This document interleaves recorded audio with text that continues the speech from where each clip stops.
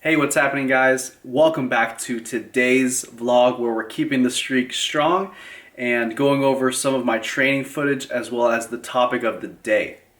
The training footage that you're about to watch is going to be an upper body workout of mine as well as some squat footage coming back from a really minor injury to my knee and my shin. So you'll see the first leg workout that I've done since that little incident where I was running up the stairs and just fell all my weight on my knee. And the topic of this video that I decided upon was based on a YouTube comment from the last vlog of the dedicated series, and basically, I'll read it right now. It says, besides Megan, have you ever had a workout partner? And if so, did it work out for you? What's your opinion on workout partners? Do you think they're more of a benefit or a distraction? So let's get right into this topic, guys. So jumping right into this topic, to answer the first question, I've had several training partners. Starting from the beginning of my training career, sophomore year of high school, I had a training partner as well as a training group that I was very fortunate to be a part of in my weight training class, where we were taught really good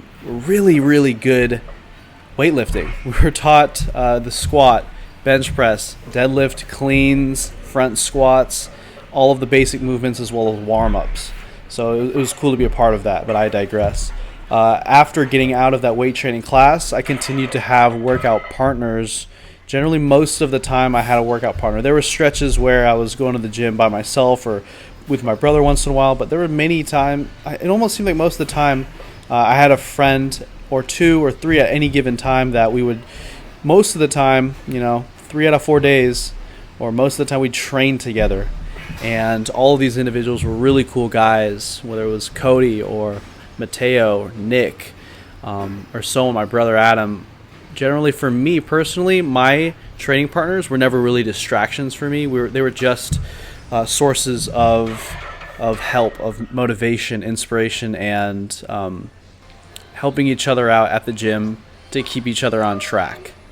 Especially during the younger years when I didn't quite know as much as I do now, and I'm not the development that I'm now, it was helpful for me in those times, in those periods. What I've found has been that the more I train, the greater my training age in terms of years, as well as the greater my training age in terms of my knowledge, how well I understand nutrition as it pertains to me, how well I understand training, and how my body responds to different types, different volumes, different loads, everything, different exercises. The more I've trained in terms of both those training ages, the less I have needed training partners. It's not that I don't need that motivation, it's just I'm so self-sufficient. And my training styles are really based off of training methods that don't really require you to have anyone to help you. I've gotten to the point where I can bench press by myself. I'm not someone who actually practices forced reps or having someone basically do an exercise for me. That's not how I train, and to be honest, I don't believe that most people should be training that way. And that's not how I recommend people to train if they want to be self-sufficient, if they want to maximize their gains. That's not how I recommend training either.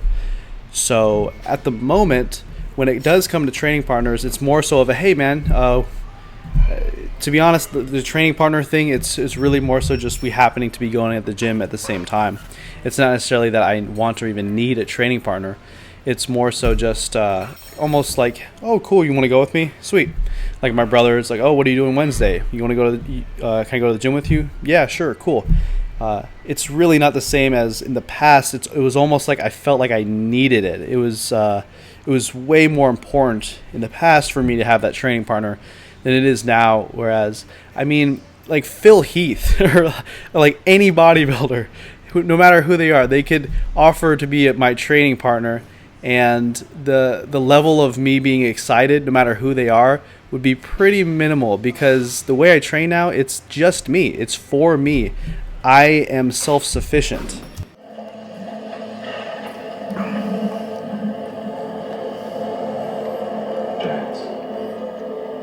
Devil's time. Are they trainers? No! They're coming as Vikings! We're going! And I really like how I train so much that I just don't really need a training partner at this point in my life, no matter who it is.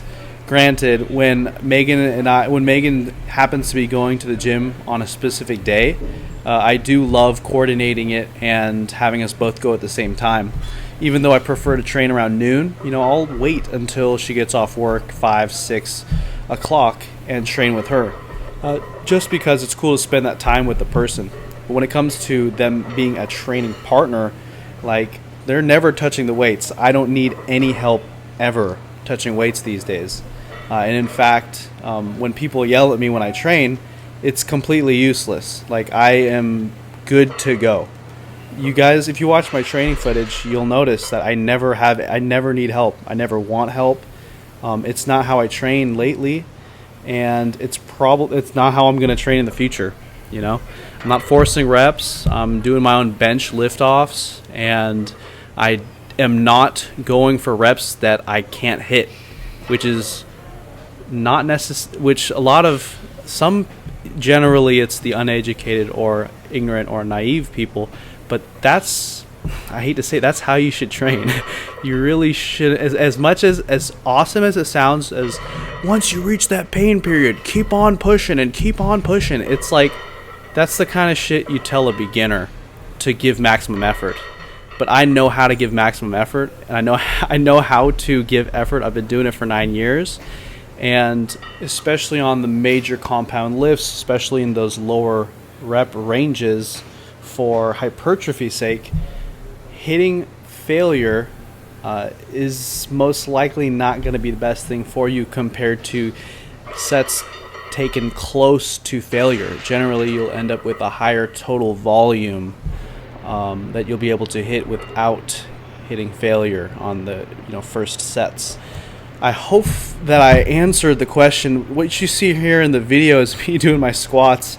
Like I said, first day back into the squats after I think at least 2 weeks off from doing legs, from kind of hitting my knee in a sharp spot on the stairs, and it just really hurt for a long time.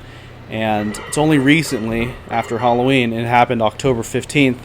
Took 2 weeks for it to feel normal again. So the first day back, I did 3 sets of 5 on the squat, really light, with about 5-second pause in the first set, and then a 10-second pause on the second and third set. And these were really fun. Just pause and chill there. You could see where my depth is. And I even tried on that last concentric to not snap up. In other words, to not pull the trigger in terms of just boom. I actually tried to just slowly pull the trigger, which was even more challenging than just trying to bam, get it up. So now back to the topic of training partners. I think for many of you guys, it's going to be an individual thing, whether you want a training partner or not. But I think it's important to not need a training partner. There may be certain points in your training career, or certain individuals, some of you guys out there, who may need a training partner for one reason or another. But I think you should be training in such a way that you are completely self-reliant, completely self-sufficient, and your training methodology should not require things such as forced reps and reps and sets where people are forced to help you. One, like I said, that isn't the best way to grow. It's not the best way to gain strength. We know this now. We've known this for a long time. And it's much easier when you don't have those training partners around. Another interesting thing I just kind of popped in my head is that a lot of the people that would be my training partners these days, a lot of the friends with similar training ideas and mindsets as me, we are all on individual programs, completely individualized programs, not just based off of what that person thinks is best for them at the time, but also what that person wants to do. Like my training isn't necessarily what so-and-so might think is best for me, what even I think is best for me at this point in time. But it's a combination of what I think is best for me, as well as my preferences, as well as how often I want to go into the gym, how long I want my training sessions to be. It's so up to me. Just like my potential training partners' training programs and how they train, when they train, is so up to them. In such a way that we're not going to the gym at the same times. We're not training the same muscles at the same days and same times.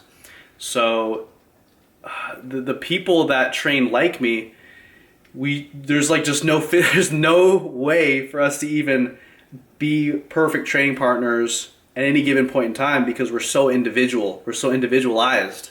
I hope that makes sense. Maybe it does, maybe it doesn't. But a lot of the people that once you get closer and closer to your to a mature training age, everything you do is so individualized to you and your preferences. And I'm at a point where now, like, I'm not going to just hop on some other person's program. I'm just not. I mean, if someone else wants to hop on my training program, exactly what I'm doing, that's cool, and that's totally up to them. Granted, guys, special case scenarios will affect this too. If I have a buddy visiting, or my brother, or whatever it might be, then yeah, you know, I change things up. But when it comes to the training itself, I train how I want to train, you know, and my friends train how they want to train, and they're not going to change their programs just for me so that I can work in with them, and so on. So that's, I guess, the place I'm at right now in terms of training partners. Another thing is that a lot of it's funny, because if I was to become training partners again with my old training partners, we would click together like that. It'd be snappy. It's so simple to get back into training with an old training partner. But nowadays, if I was to say, like, get into a new training partner, it would be like me, I hate to say it, like, it'd be like me personally training that person for free for the majority of people. Because like I said, I'm self-sufficient. Like, I just don't need anyone. That sounds weird, but I just don't need that much help in the gym. Like, I know exactly what I'm doing. Now, there's a big difference between a training partner and just going to the gym at the same place and the same time as somebody else, because that happens every once in a while. Matt, hey, let's get a gym session. Oh, sure, I'm hitting this at this time. Okay, I'll meet you there. That happens every once in a while. But when it comes to training partners, I love having training partners. It's just, that's not necessary. Like, I just love training as is. So guys, let me know what you think about this topic. What you think about this subject. Have you guys had training partners before? Why have you, or why haven't you? And yeah, take care, guys. You know, it's funny too. Like, I'm sure there's apps on the Apple App Store for training partner, like, group ups and finding training partners. And it was actually a thought of mine years and years ago, when I was still kind of new to the aware world of fitness. I was like, damn, that'd be crazy if there was an app where you could just find training partners. And it's funny now, because nowadays, my position now, it's like, I'm cool.